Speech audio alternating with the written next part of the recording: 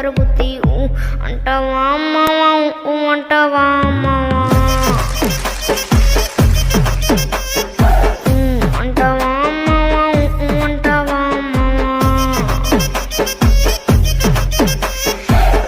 తెల్లగుంటే ఒకడు తెల్లకిందులవుతాడు నల్లగుంటే ఒకడు అల్లారెల్లరి చేస్తాడు తెలుపు కాదు మీకు రంగుతో పని ఏముంది సంత దొరికిందంటే చాలు నీ మగ బుద్ధి వంకర బుద్ధి అంటావా అమ్మవా అంటావా అమ్మవా